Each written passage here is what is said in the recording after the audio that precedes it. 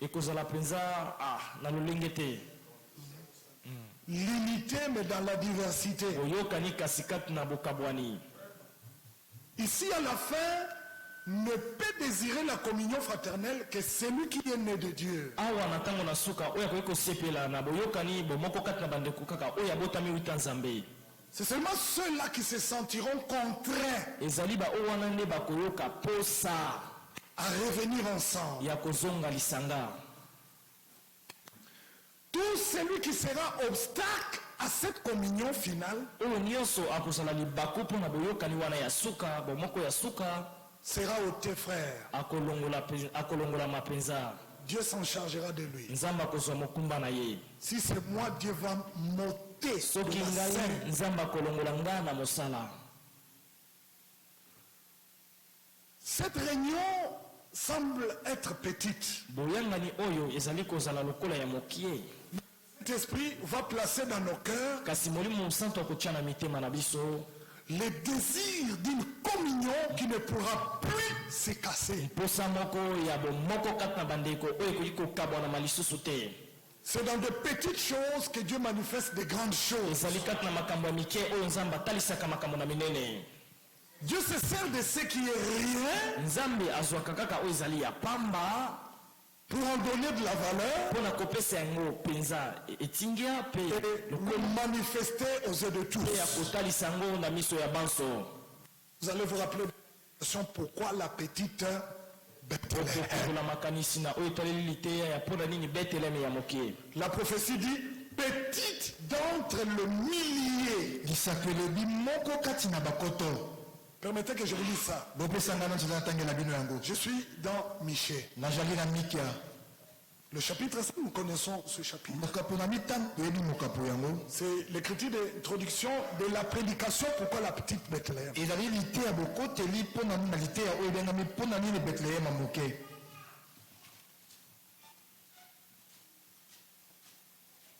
Et toi, Bethléem Ephrata, verset 1.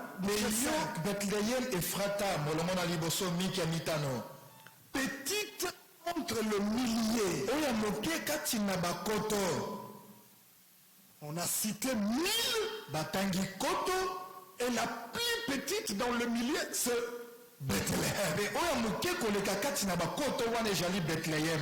Donc, dans la liste de Dieu, il n'a pas commencé par le plus grande ville de Juda.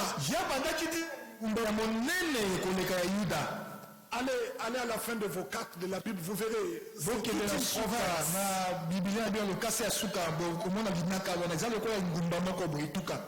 Mais Dieu choisit la plus petite des villes. Et c'est de cette ville que sortira celui qui dominera sur Israël. De cette petite réunion sortira des hommes et des femmes pleins d'amour et remplis de désirs de votre communauté.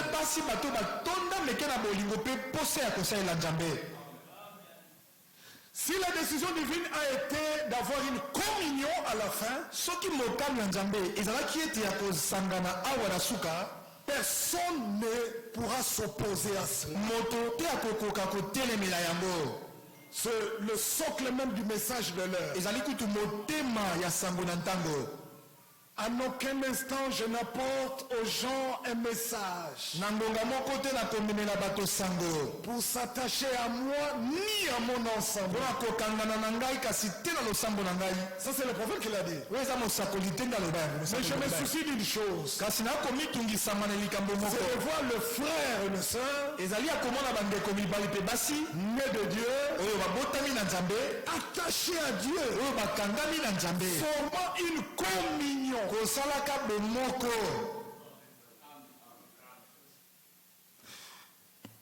Je gère bien mon temps avec troisième épître des gens.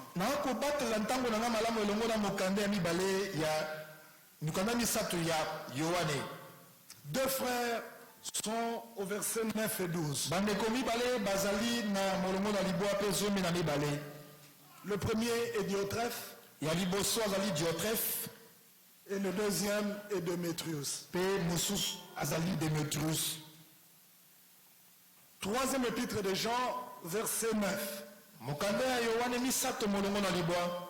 J'ai écrit quelques mots Nakomi mwa ndambo na maloba à l'église, na iglesia.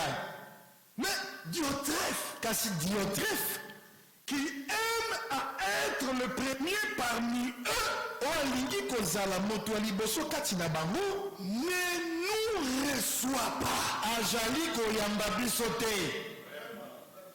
Il veut être le premier, Alingi kozala moto ya liboso mais il refuse la communion. kasi akoboya bomoko. Parce qu'avec la communion, on ne le verra plus le premier. Papa te omona bomoko tokomonaka lisusu te moto ya liboso. Sans la communion, il Kosala va bango apparaître. akomonisama lokola moto ya liboso. Avec la communion, on ne le verra plus. Kasi na bomoko tokomonaka lisusu te. Les autres ministères apparaîtront Misala misusu ya kote ekomonisama et lui sera mis dans l'ombre. pe ya kotiama na elilingi. Alors maintenant, pour empêcher que pareille chose apparaisse, Mpo na kopekisa ete likambo ya motindo emonisama, Diotrephe déteste la communion. Diotrephe azali koyina bomoko. Il est mort, mais son esprit est là. Ye akufa kasi molimo na ye azali awa. Il n'aime pas la communion. Alingaka te bomoko.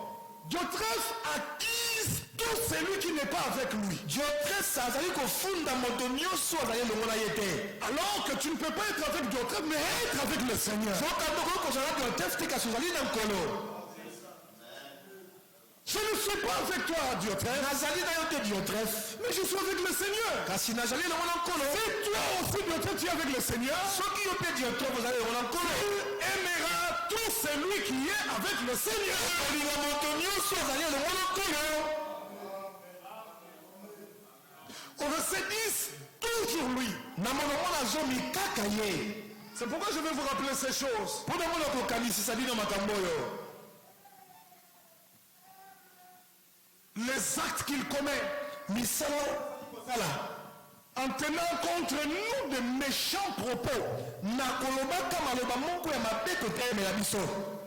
Les méchants propos sont des obstacles de la communion fraternelle. Maloba moko ya mabe ezali mpenza bibaka mpo na bomoko ya bondeko. Les méchants propos frisent, Maloba moko ya mabe epasolaka ebukaka. brisent même Ebukaka kutu l'unité des frères. bomoko ya bandeko. Les méchants propos sont des calomnies, Maloba mabe ezali bokoseli bato makambo. des fausses accusations Kofunda moko ya lokuta qui dérangent la communion finale. oyo ekotungisa bomoko ya suka. Et Diotrephe le tenait. Pe Diotrephe ye asimbaka yango.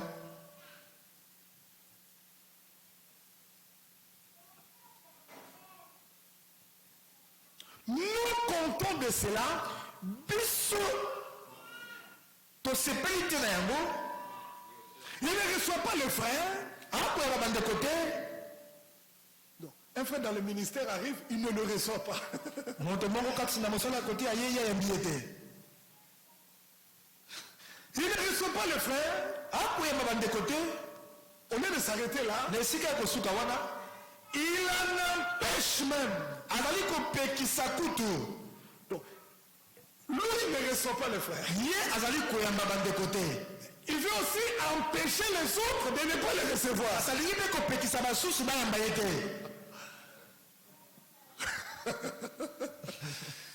Alors, si toi, tu ne peux pas me recevoir, Boye soki yo okoki koyamba ngai te, laisse quand même les autres me recevoir, non? tika basusu bayamba ngai C'est te. la communion fraternelle. Ezali bomoko ya bondeko. Si je ne peux pas recevoir William, Soki nakoki koyamba William te, mais que je laisse quand même. Mais que je laisse quand même Mardoché recevoir William. natika ta Mardoche yamba William. C'est cela la communion des frères. Yango nde bomoko kati na bandeko. Alors, si j'aime pas William, Boye soki nakolinga William te, cela ne veut pas dire que Dieu aussi n'aime pas William. yango elingi koloba te ete nzambe mpe likolo kolinga William te. Ça brise la communion fraternelle. Ekobuka bomoko kati na bandeko. Quand Lévi est né, Ntango Lewi abotama, frère Christ nous l'avait dit, ndeko Kristo ayebisaka biso yango. on lui a donné le nom de Lévi, Bapesaka ye kombo ya Lewi, ce qui veut dire oyo elingi koloba joint bosangani, unir. bosangani. Aujourd'hui, frère, Lelo o bandeko, tous les vites balewi nyonso, doivent faire la même chose. basengeli kosala likambo moko, Joindre, kosangisa, unir. kosangisa. À la naissance de Lévi, Mboka mona lewi, son père a dit, tatana ya loba, sa mère a dit, loba, cette fois-ci, mbala oyo, Dieu m'a donné un garçon, wana pisinga mona mobali. il unira le cœur de mon mari à moi. Akosangisa motema ya mobali na ngai epai na ngai. Tous les Lévites aujourd'hui Balewi nyonso lelo oyo, ont la commission bazali na motindo d'unir le cœur de Jésus à l'église. ya kosangisa motema na Yesu mpo ya eglize. Unir le cœur de l'église à Jésus. Ya kosangisa motema ya eglize mpo na Yesu. Un Lévite ne blesse pas. Molawi apanzaka te, Ne blesse pas. azokisaka te, Il conseille. ye akangisaka sangisaka.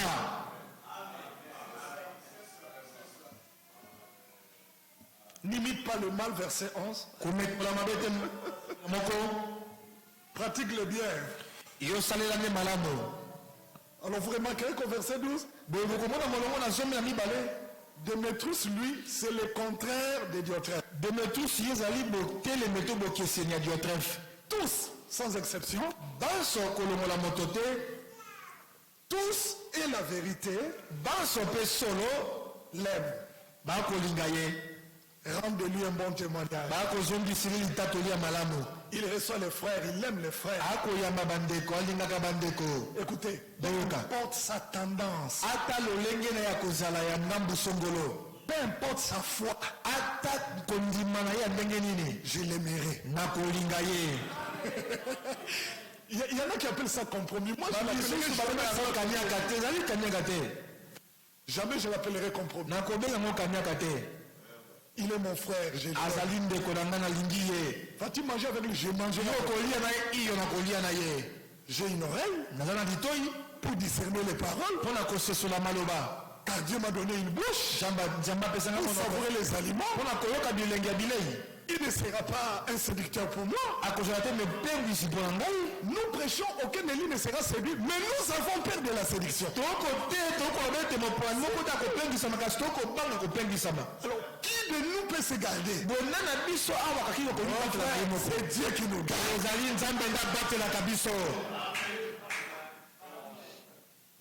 Genèse 11. Genese zomi na moko.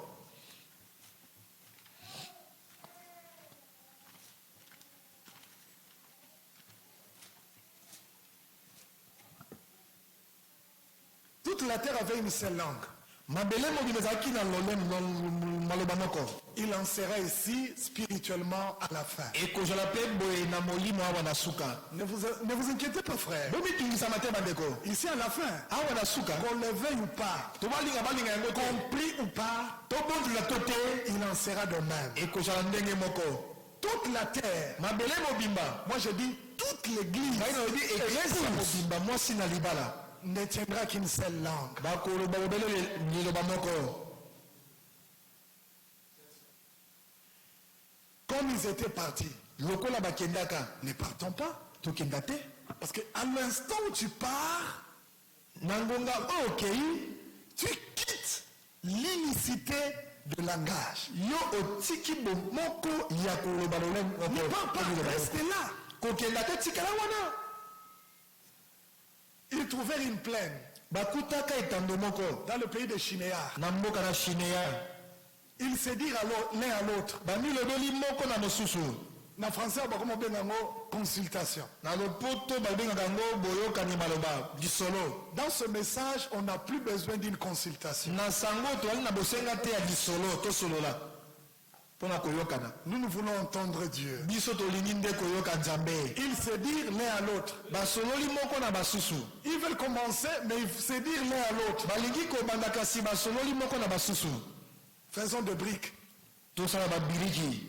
Où est-ce que dans la parole tu as trouvé Dieu construire avec des briques? Bipai wapi kati na lilobongo na Nzambe atonga na babiriki. Dieu ne construit jamais avec des briques. Nzambe atongaka soko moketi na babiriki. L'édifice divin Ndako ya Nzambe n'est pas bâti avec des briques, etongami na babiriki te. mais avec des pierres. Amen. Kasi elongo na mabanga. Alors nous-mêmes, comme des pierres vivantes, édifions-nous pour former un temple de Dieu en esprit. Alors il y a une différence entre brique et pierre. La pierre est naturelle, mais la brique est mélange. Sable, cailloux, bref, ciment, sont des chrétiens qui ne tiennent pas dans la communion. Facile à trouver. Mais la pierre, même avec le birin, elle tient. Alors Branham dit, cimente-nous comme des pierres. Joignons les uns les autres. C'est cela la communion. Des pierres avec des pierres. Une maison faite avec une fondation de pierre a toujours été solide, frère. Moi j'ai déjà vu à Mbanzamour une maison construite en haut avec des pierres. L'église des gens est construite avec des pierres. Fondation jusqu'à la toiture. Même Jésus est la pierre angulaire. Même Jésus est la pierre de fer. Voilà la communion des frères. C'est comme la pierre de fer. Pour l'achever, pour clôturer. Une maison faite avec des briques, Christ ne descend pas comme pierre de fête. Mais une maison faite avec des pierres, ou même angulaire, des fêtes. Faisons des briques. C'est l'œuvre de l'homme. Et comme les briques sont, il dit cuissons-les au feu.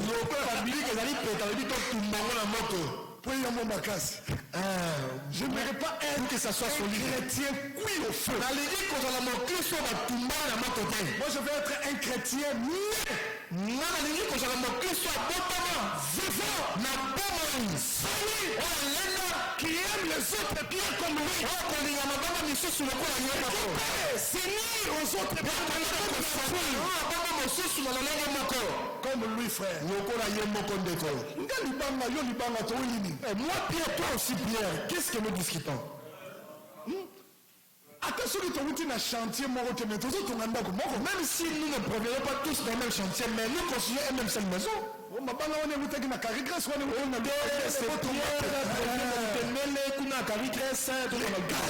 peuvent être différentes. Mais si c'est la même édifice, temple de Dieu en esprit. C'est ça la communication. Non, Dieu le voit. Ne serait pas le fameux.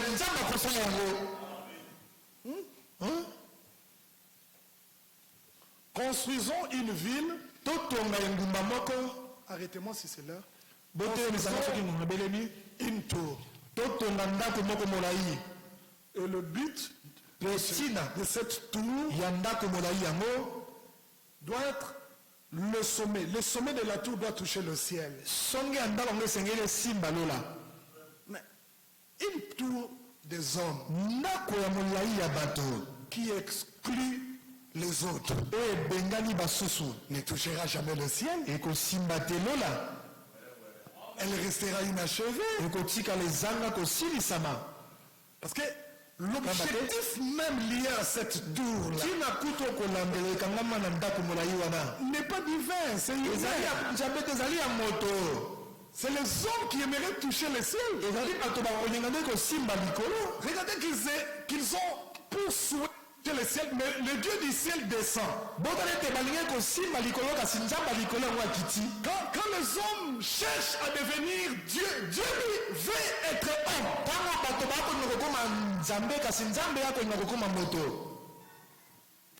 Faisons-nous un nom. Un élément qui brise la communion. Vouloir faire un nom. kolinga kosala nkombo. Nasa kombo na Kinshasa bayokanga. Que je dois me faire un nom qu'on me voie. Non, ezala na kombo moko il faut bayoka. Eza bodele kombo moko basengeli koyoka. Ya Yesu Kristo. Seul le nom de Jésus-Christ. Yo luko sala kombo te. Toi qui ne veux pas avoir du succès ou avoir. Batu nyonso bakoma bambanda na yo ba adversaire. Tout le monde seront tes adversaires. Babundisi na yo. Wanamuda mutu nyonso danger. Ils seront tous au meki bato nyonso. Quand le Seigneur descend pour voir la vie que bâtissait les fils des hommes, il dit au verset 7, descendons, confondons leur langage.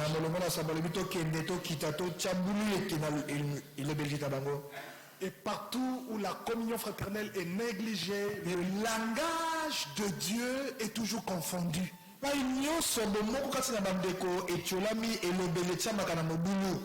Les enfants de Dieu tiennent tous le même langage,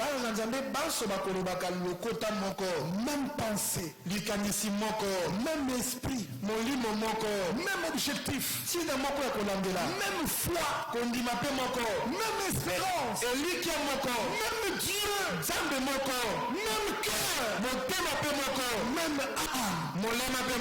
Ils forment le même corps. Ils sont dans la même église. Une seule assemblée dans une même ville. C'est seulement nous. Pas eux. Ah bon? C'est selon toi ou c'est le problème, ce n'est pas nos habits. Mais le problème, c'est la même foi que nous confessons. Et même s'ils ne confessent pas la même foi que moi, mais je ne serai pas si bon envers lui, car c'est Dieu qui suscite la foi et qui l'amène à la perfection, qui m'a établi juge de mes frères. L'autre psaume 73. Le même langage. Le psaume 73, le verset 15. Si je disais je vais parler comme eux, si je disais je vais parler comme les musulmans, je ne saurais pas. Et même si je voulais parler comme les protestants, je ne saurais pas. Si je disais je vais parler comme eux, je trahirais ceux de ma race. Nous sommes de la race de Dieu. Amen. Nous sommes de la race divine. Je ne sais pas si nous sommes ensemble. C'est de la même race. De la même manière. Et ils sont tous issus d'un seul. Dieu. Et par leur langage, vous comprenez qu'ils sont ils sont frères et sœurs. On est ensemble, frère. Si je disais que je vais commencer à prêcher comme eux, je ne saurais pas le faire. Je trahirais ceux de ma race. On sait nous reconnaître par notre langage. On sait reconnaître les prédicateurs par les prédications. C'est cela Matthieu 26. Vous vous rappelez encore de cette histoire? Avant que je ne termine. Matthieu 26. C'est notre frère Pierre qui se cache. Il ne veut pas qu'on le reconnaisse. Le verset 72. Il n'y a de nouveau avec serment. Je ne connais pas Jésus. Je ne connais pas Jésus. Il a nié. Et après, ce qui était là, c'était approché de Pierre.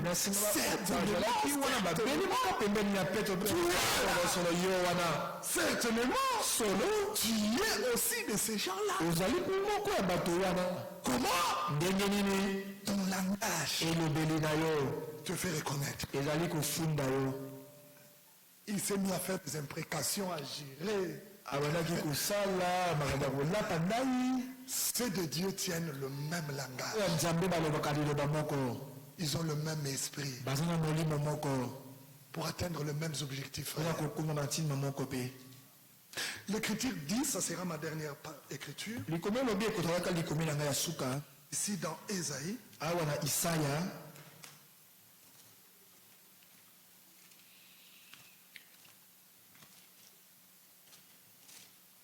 le chapitre 34, vous connaissez cette parole. Consultez le livre du Seigneur et lisez. Aucun d'eux ne fera défaut. Amen. Nos assemblées ne sont pas des prisons. À l'instant où nos assemblées deviennent des prisons, alors le pasteur devient le geôlier. Nos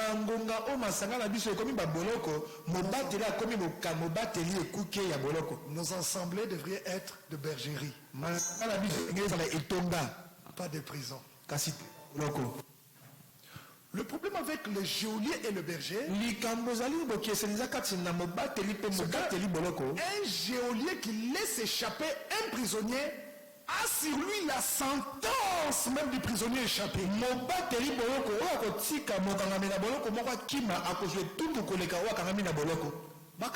Prisonnier combien 40 ans et pour c'est ça la souffrance d'un geôlier. Nos assemblées sont des bergeries, pas des prisons. Un fils de Dieu qui n'est pas libre d'aller écouter Mardoché prêcher, il est en prison. Si c'est dans la bergerie et que la brebis est bien nourrie, je ne craindrai pas de lui voir à côté de l'okoïd. Il ne le mangera pas. Elle ne le mangera pas. Sa bouche reconnaît le goût des aliments.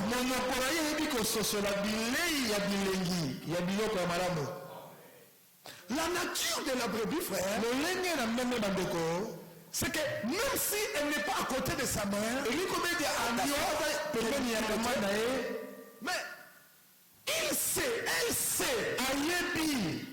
que ça, nous, le brebis, on ne le mange pas. Elle est dans la bergerie. Et le berger, c'est Christ. Alors, si nous ne sommes pas sûrs de la qualité de la nourriture que nous donnons aux brebis, on ne saura pas aussi les suivre de près pour les empêcher de n'aller pas là-bas.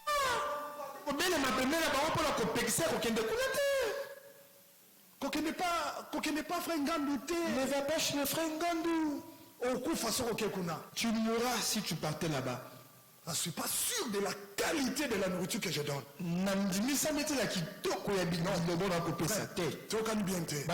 On s'entend pas bien. La vérité est plus que le vaccin. C'est ma foi. Lorsqu'on est pénétré par la vérité,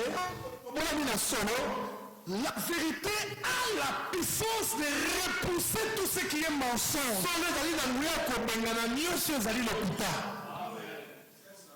Il y a des endroits où je veux me retrouver, mais sans mon pasteur.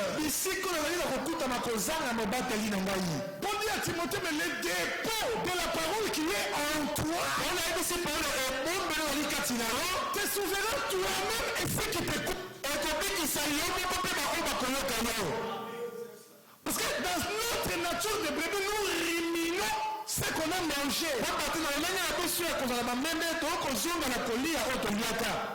Ainsi, tu es libre d'écouter, mais tu es vacciné. Et l'Écriture dit, aucun d'eux ne fera défaut.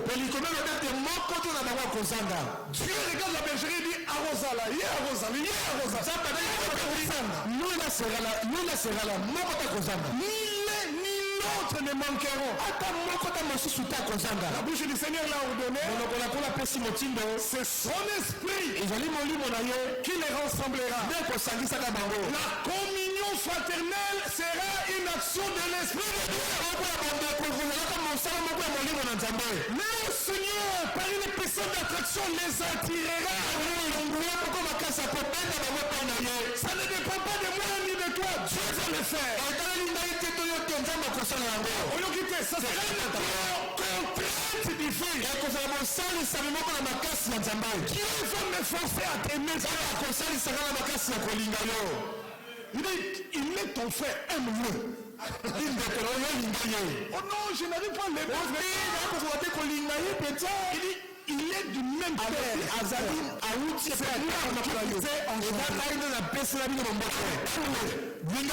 Et c'est comme ça que nous vous faisons mon frère. Sans réserve, sans récompense. Regarde, je nous change. Un seul sans cœur, jamais. Comme c'est le roi de Jean. Où c'est Jean Zawad? Où est Jean? Merci Seigneur. Je ne veux pas être au ciel sans.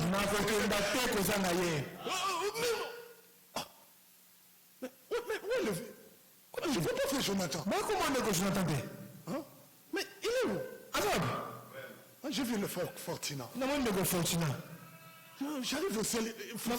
Mais l'homme de Kamabanji là, il est où? Mais il est là. Sans béquille, hein, frère. Là, tu ne seras pas avec des. Mais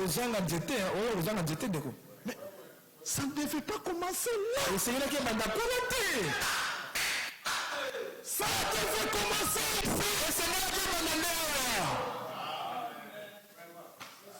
Je dois attendre t'aimer au ciel, frère. Pas sur la terre. Nous sommes allés enterrer un homme de Dieu. Les autres hommes de Dieu ne sont pas venus. Moi, je suis arrivé au lieu de Dieu à 7 heures. Il ne croit pas comme nous. C'est toujours nous qui prêchons que c'est l'amour parfait en terrain. Alors, nous prêchons une chose avec son contraire. Nous nous mentons nous-mêmes, nous n'avons pas le temps de mentir à Dieu. Jusqu'à 12 heures, il n'y avait que des prédicateurs. Ils ne sont pas venus. Bon, admettons que Akufagi n'a l'issue.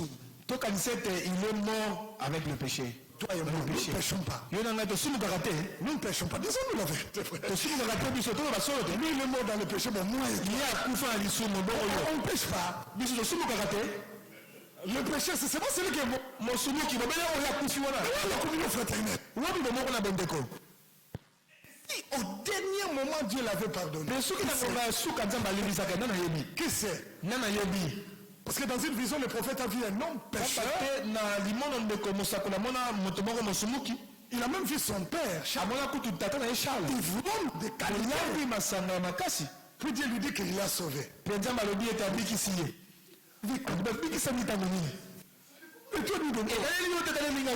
C'est Dieu qui sauve. Et combien quand il a sauvé, nous on reste avec la pensée. Dieu l'a déjà fait. C'est son esprit qui le rassemblait. Dans la prédication l'ange de Dieu, je voudrais prendre le paragraphe 19 et arrêter. Je crois qu'il arrivera un temps. Moi je crois que le temps là est déjà là. Où il n'y aura plus parmi le peuple de Dieu des divisions. Il a vu ça. Et nous croyons que le temps est déjà là. Parmi le peuple de Dieu, il y a des divisions.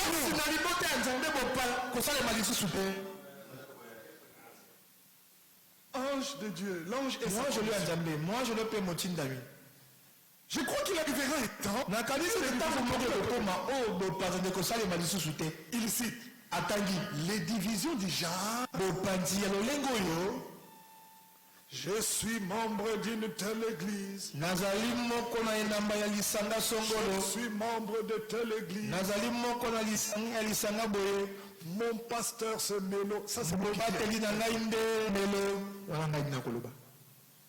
il n'y aura plus ces genres de divisions-là. Je crois que persécution rassemblera toute la grande église rachetée de Dieu. C'est son Église qui va le faire. Nous serons un en Jésus-Christ. J'arrive à Béni. Un homme de Dieu a été invité. Écoutez. Il a une assemblée à 15 ou 20 km. Il va voir l'homme qui m'a reçu. S'il vous plaît. Quand ses frères terminent ici, je l'amène chez moi. L'homme de Dieu lui dit non. Prends ton église.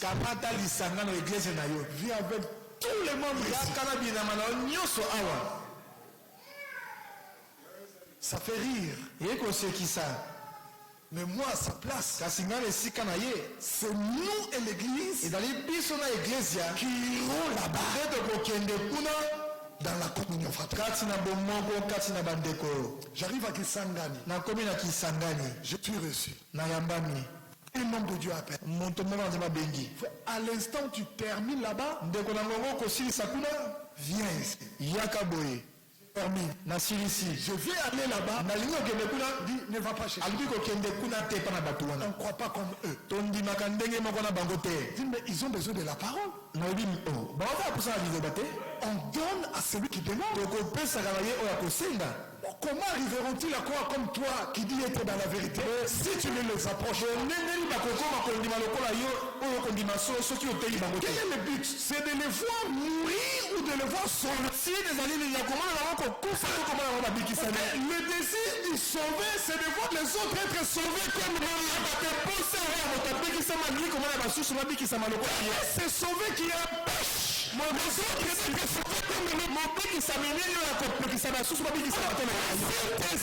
C'est exactement comme Dieu. Saint-Esprit, c'est comme de maîtrise. Et la vérité, nous témoignons de lui. Nous sommes là pour aller amener la parole à ceux qui n'ont rien de préparé. Je prêcherai. Dans les cathédrales, on me dit que j'irai. Vous dites quoi? Dans la mosquée, je n'irai pas. C'est moi qui ai porteur de la promesse. Je suis porteur de la sémence. Je cherche un endroit pour déposer la sémence. C'est Dieu qui fertilise le sol. La part c'est de s'aimer. La part de Timothée c'est d'arroser. Nous Timothée nous savons faire croire.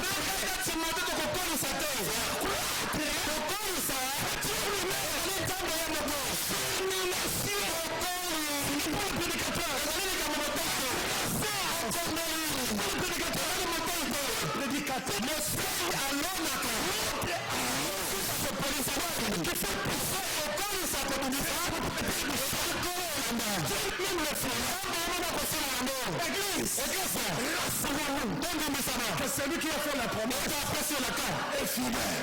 Son nom, c'est Jésus-Christ. Rassemblera sur l'église. Amen.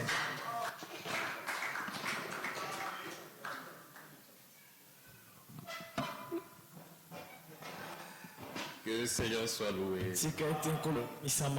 Et qui bénisse notre frère Onésime pour ses bonnes paroles. biso na maloba kitoko. Vous savez, le frère Onésime a dit quelque chose de très important. Ndeko bilikambo moko alitomba makasi. C'est lui qui est né de Dieu. Oyo abotami wita nzambe. Il n'a pas peur de la communion. Azali na bobangi te ya bomoko.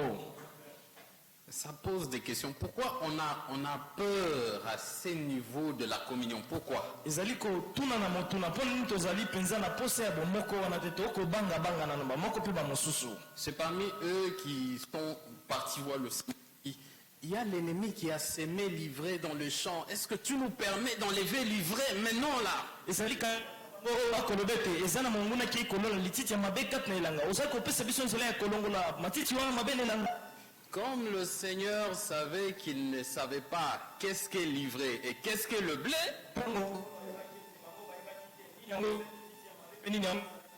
il dit non, ne le faites pas maintenant. Attendez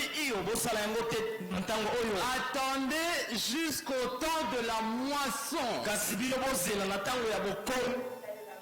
Alors ma question est celle-ci. Est-ce que nous sommes au temps de la moisson?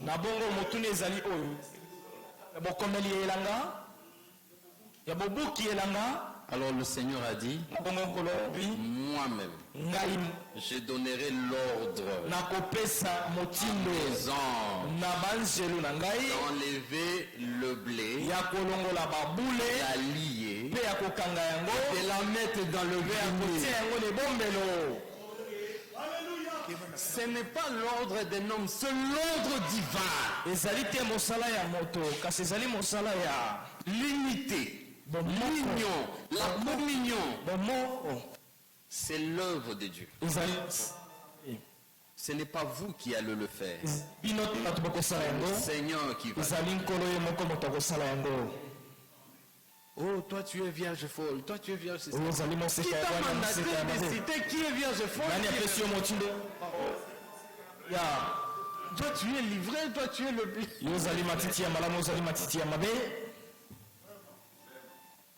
De la même manière qu'un homme ne sait comment un enfant se forme dans le sein,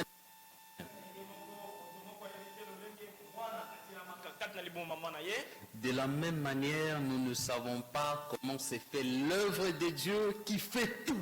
L'œuvre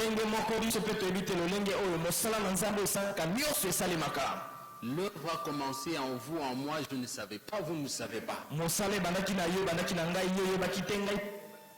Comment savez-vous ici qu'il y a quelqu'un qui est en train d'expérimenter la nouvelle naissance? Est-ce que moi je peux dire frère Christ est en train d'expérimenter la nouvelle naissance? Mais non! Maintenant là, il est mon frère. Là. Je ne le sais pas. C'est Dieu qui le sait. Comme c'est Dieu qui le sait, je laisse à Dieu son œuvre. Que Dieu lui-même fasse son œuvre. Déjà, tous ceux qui viennent pour écouter, cela fait notre joie.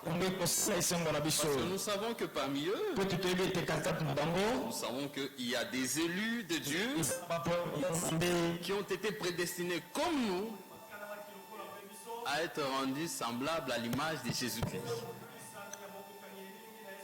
Peut-être ça ne se fera pas en même temps. Une chose que nous savons, l'œuvre de Dieu n'échoue jamais. Si toi tu as atteint la maturité, ton petit frère Ilchi a encore reçu le délit. Cela ne le fait pas moins ton frère. Et tu ne vas pas le jeter dans la poubelle parce qu'il a échoué. C'est toujours ton frère.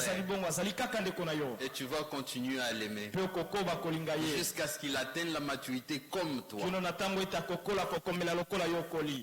Que le Seigneur bénisse encore. Qu'il bénisse ses paroles dans nos âmes. Après ceci, je me sens conduit à appeler le frère Timothée. Mais avant cela, je vais inviter tout d'abord tous les serviteurs de Dieu dans cette salle de s'élever tout. Je ne vous ai pas appelé, c'est le Seigneur qui vous a appelé.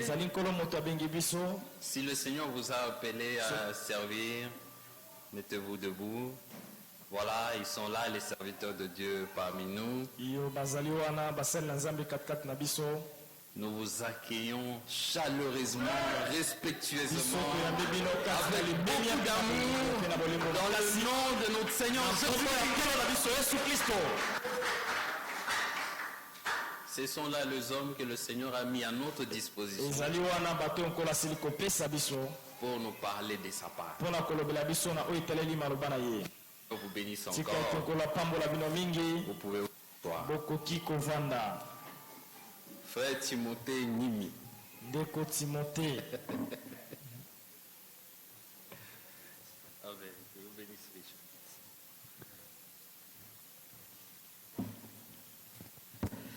Oui, moi aussi, je vous salue tous dans le nom précieux de notre Seigneur et Sauveur Jésus-Christ. Ndeko Timothée apesi biso banso na kombo ya kitoko ya kolona biso Yesu Kristo.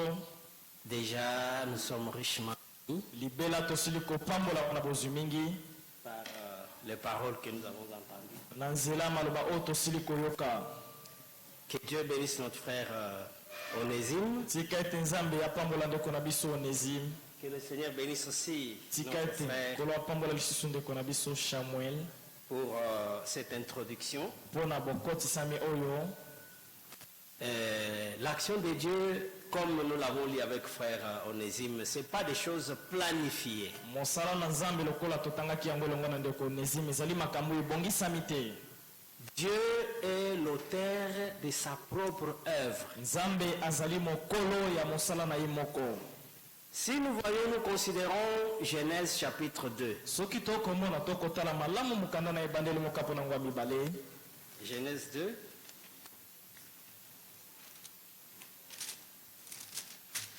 L'Écriture dit ceci. Likomi elobi boye. Depuis les premiers versets, Wita na mokapo na liboso. ainsi firent achever le cieux, Na bongo boye makolo esilaki kosila terre pe mabele et toutes les armes. pe mapinga nango nyonso.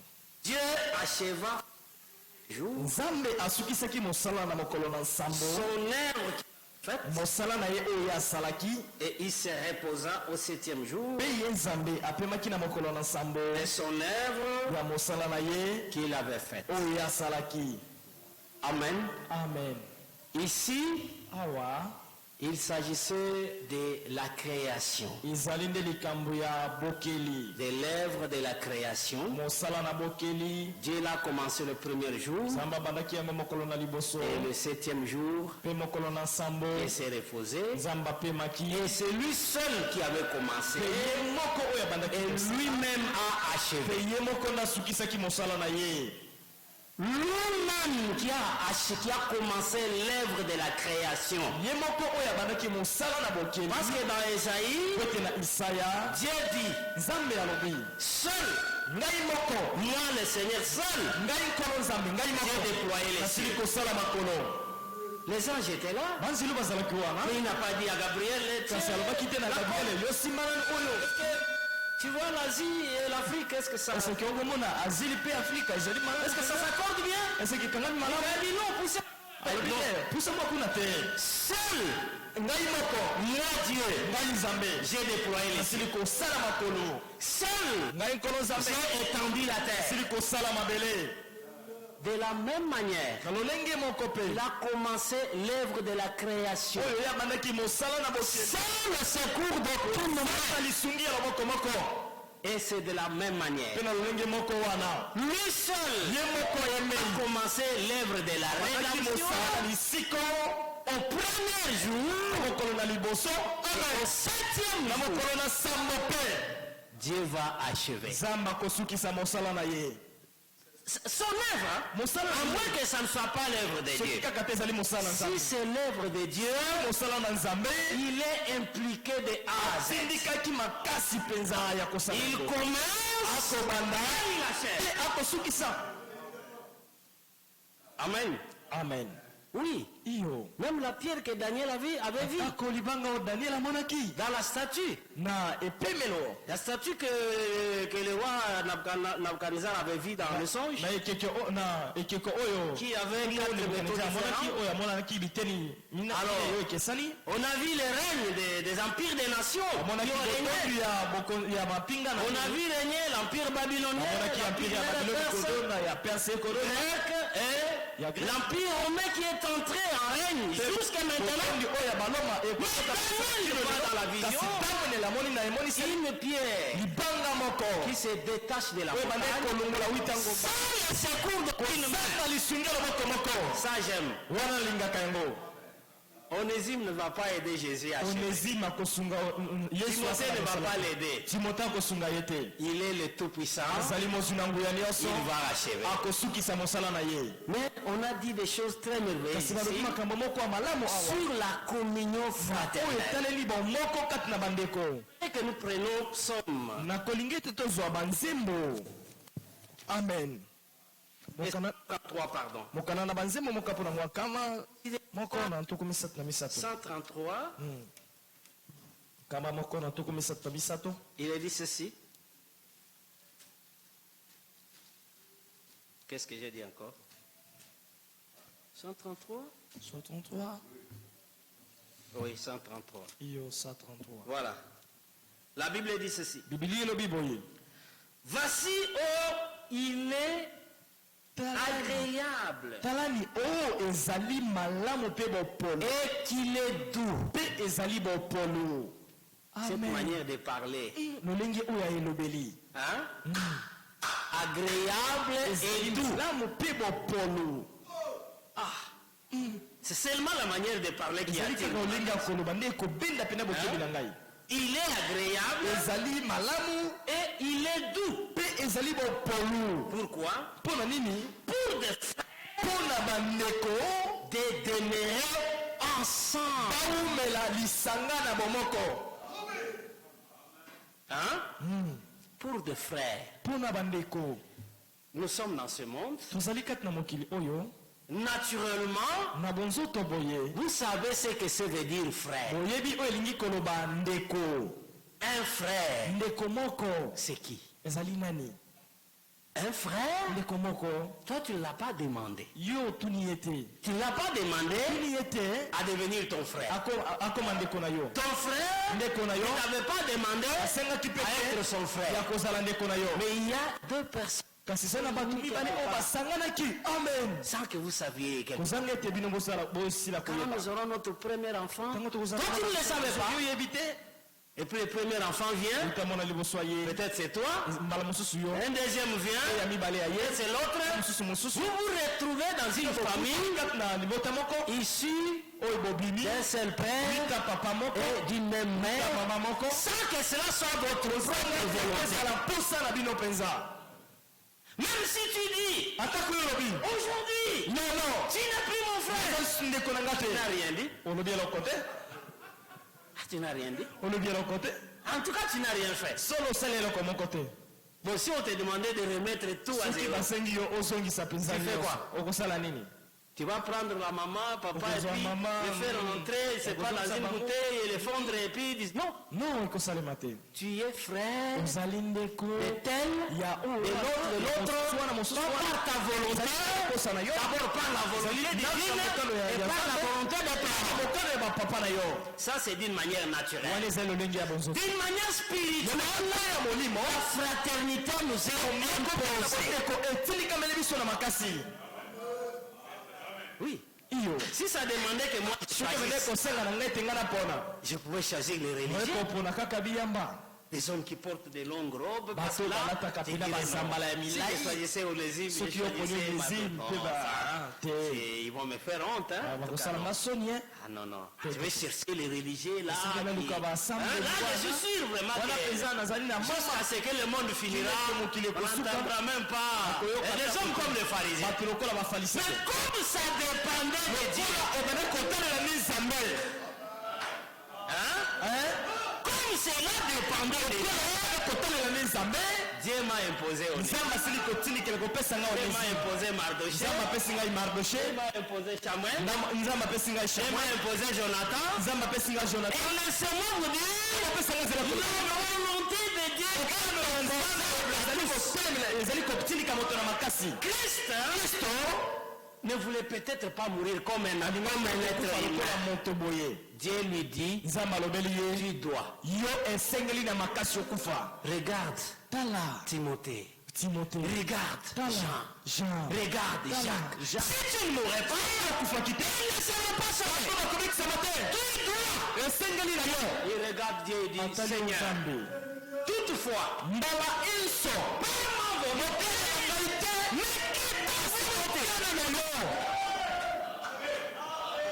Job dit, j'ai plié. J'avais une volonté.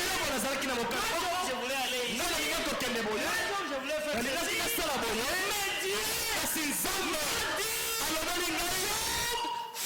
Mais Dieu, alors comme Dieu m'a dit ça, j'ai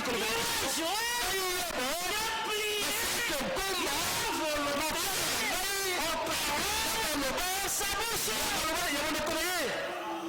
Amen.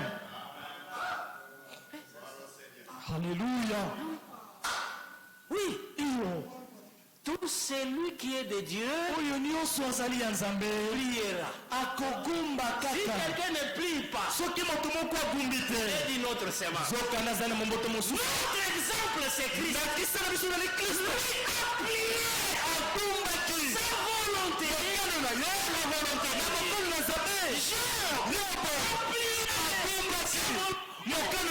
volonté de Dieu. Là, c'est ton tour.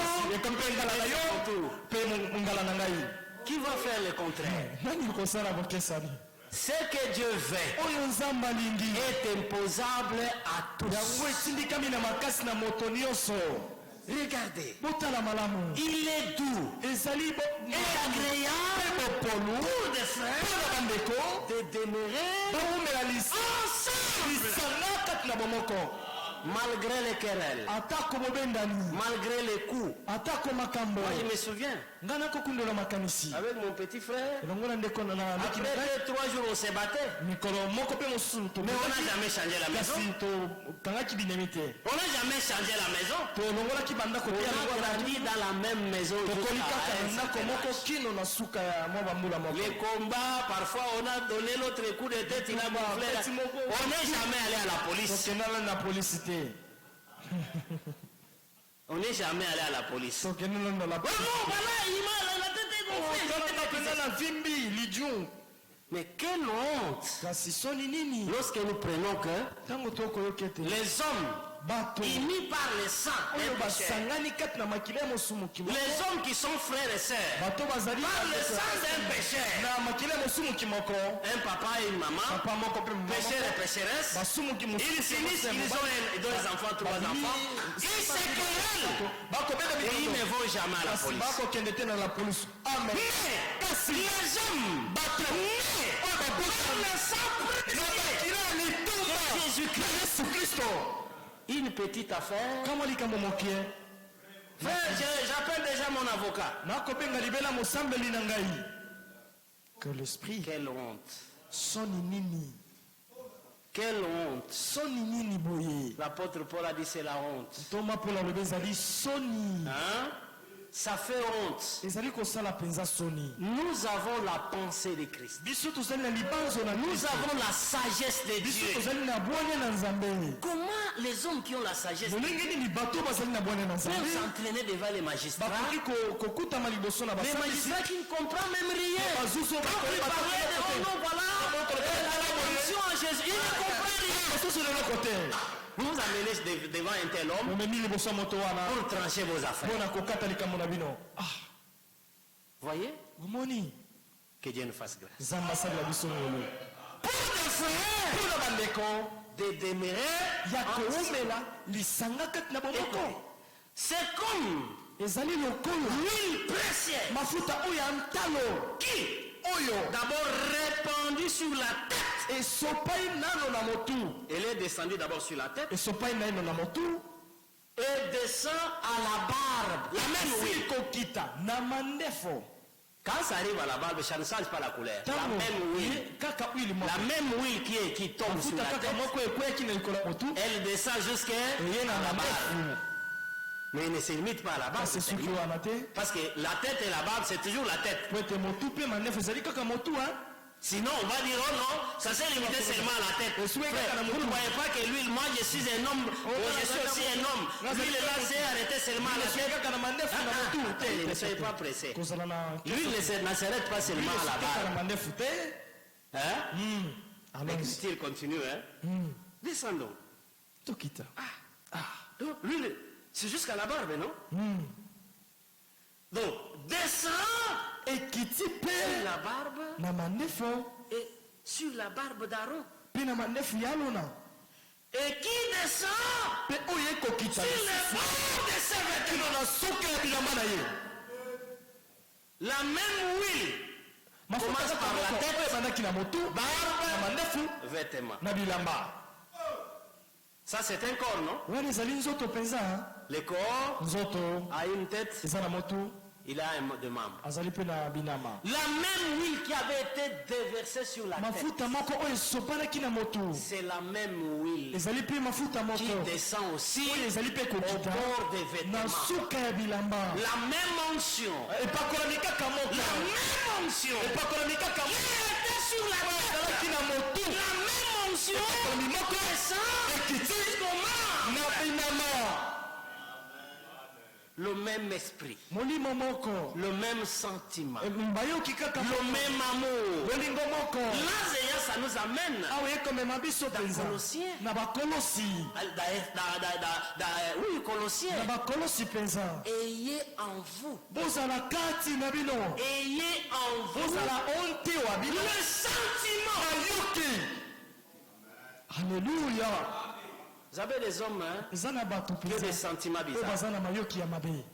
Vous causez. Dès Boko que sona. le frère apparaît, Awo ndeko moko vous aye. voyez même l'humeur du frère changer. Elonge komi ya Même si kokanga. vous mangez l'appétit. Atako pas. aliaki omoni pena elonge bebi. Frère, qu'est-ce qui ne va pas? Ndeko nini ekosimba te? Quand j'ai vu ce frère-là entrer, Tango namonaki ndeko wana kokota. qu'est-ce qui ne va pas? Nini ekosimba te? Vous, Bozala kati na les bino. sentiments qui Mayoki étaient en ezalaki kati na Yesu Kristo. Jésus-Christ Yesu Kristo existant comme Dieu. abandi kozala lokola Nzambe. Il n'a pas pris ça. Azwaki te ndeko. Si Jésus était comme nous les hommes, Soki Yesu azalaki lokola biso bato. les hommes n'allaient pas boire de l'eau. Bato balingi komela mai te. Hein? Amen. Entrez au tabernacle, Kokota na ema. il n'y a pas de pharisiens de C'est pas. Vous pharisiens, Bino bafarisayo. regardez ici. Mambo yao. Vous ne savez pas, c'est moi qui vous l'avais dit. Nga moto na lobelaki bino. Je suis fils de Dieu. Nazali mwana na Nzambe. C'est lui. Mais pour le comprendre, il faut la révélation venant du Père. Hein? Vous donnez à un frère les souliers, Epesi ndeko moko suli. dès qu'il porte, Tango alati yango. quand le frère passe, Tango ndeko aleki. tu l'appelles. Frère, viens. Oyo ndeko yaka. En tout cas, Penza. c'est coquille, hein, frère. Esimbi yo penza. Frère, coquille, ah, frère, mais ça va le boy.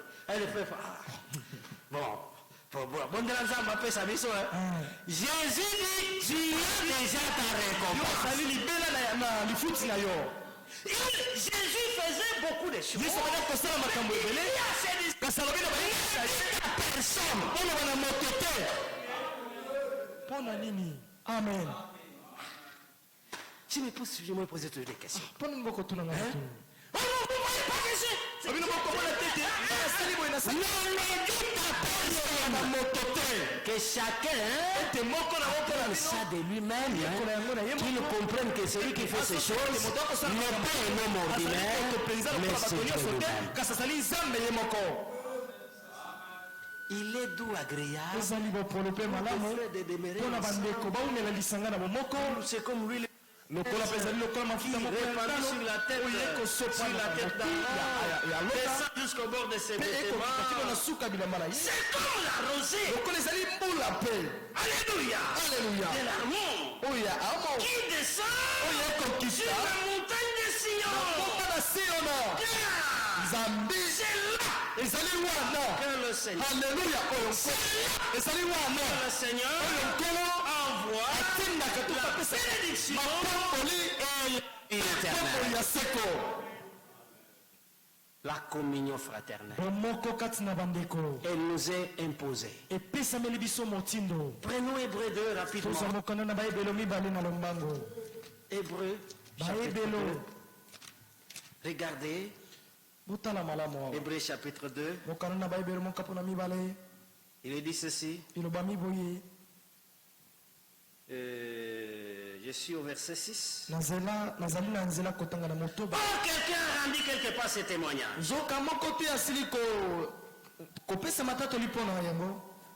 Quelqu'un a rendu quelque part ce témoignage. Qu'est-ce que l'homme? Pour que tu te souviennes de lui. Pour le fils de l'homme. Que tu prennes soin de lui. Il a abaissé pour un peu de temps au-dessus des anges. Tu l'as couronné de gloire et de l'honneur. Tu y as mis toutes choses sur ses pieds. En lui soumettant. Il n'a pas laissé qui ne lui soit soumis. Cependant, nous ne voyons pas encore que maintenant, quelque chose lui soit soumise. Celui qui a été abaissé pour un peu de temps au-dessus des anges, nous les voyons couronnés de gloire, d'honneur, à cause de la mort qu'il a soufferte. Par la grâce de Dieu, il a souffert la mort pour nous. Au verset 10, il convenait en effet que celui pour qui et par qui sont toutes choses et qui voulait conduire à la gloire. Vous avez bien lu avec moi? Il convenait en effet. Celui pour qui et par qui chose. Lui voulait conduire à la gloire beaucoup de fils. Ça c'est sa volonté. Où est mon problème? S'il me disait que parmi les hommes que je voulais qu'ils partent à la gloire, Mardoché est là, Onésime est là, frère Jean est là, Jacques est là. Où est mon problème? Hein? Lui veut conduire à la gloire. Et quand moi je vois c'est beaucoup de filles, je me fâche. Hein? Hein, c'est ça, non? Non, il a voulu qu'il s'assoie seulement. Toi, tu veux seulement être toi seul. Bon. Revenons. Nous allons revenir ici. 1 Timothée 3. Non, 1 Timothée 2. Comment Dieu parle encore ici? Verset 3. Cela est bon et agréable devant Dieu notre Sauveur. Écoutez, pas devant Dieu notre Créateur, pas devant Dieu notre conservateur, parce que Dieu il laisse simultanément beaucoup de choses à la fois. Ici, il s'agit de Dieu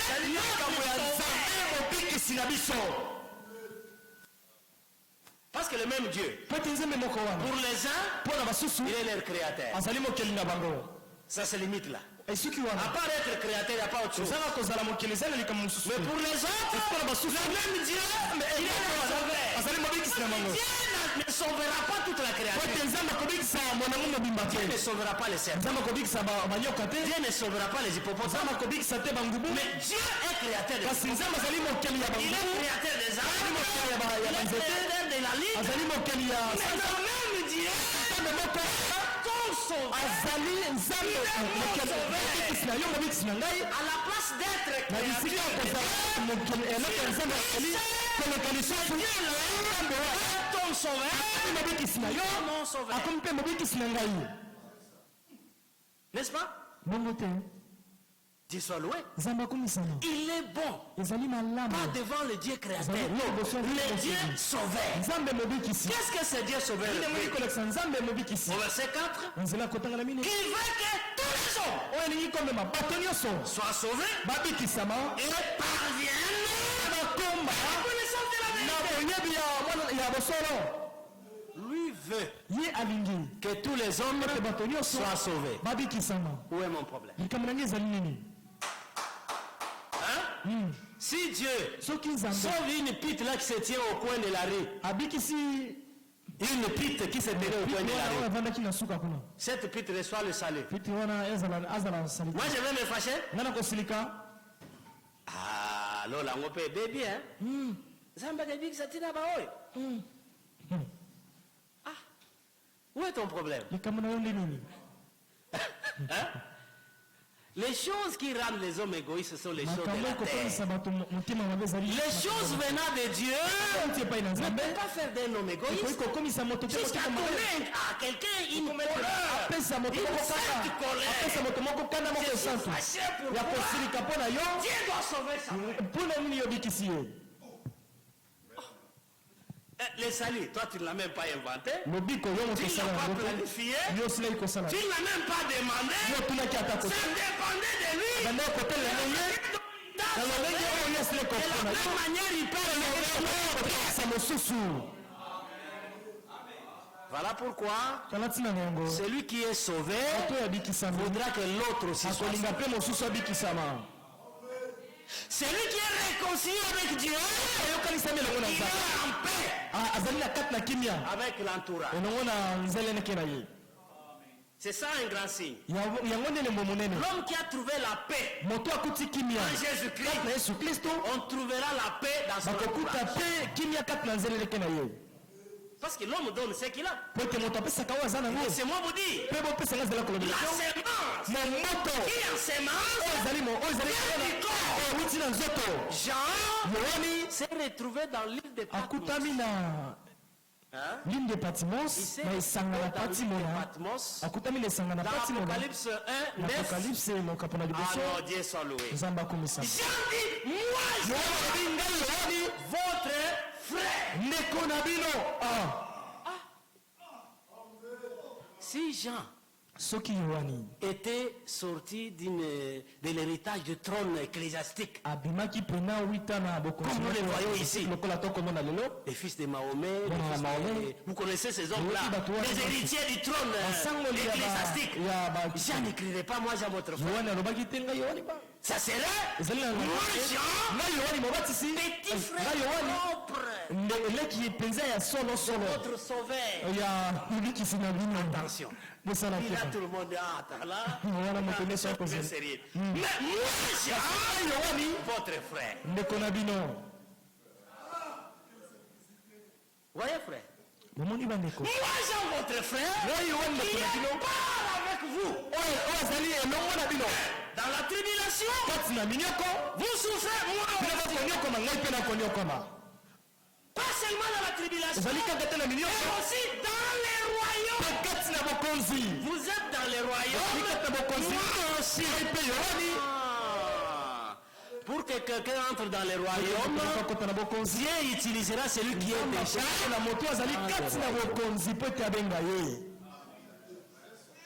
Voilà pourquoi la communion nous est imposable.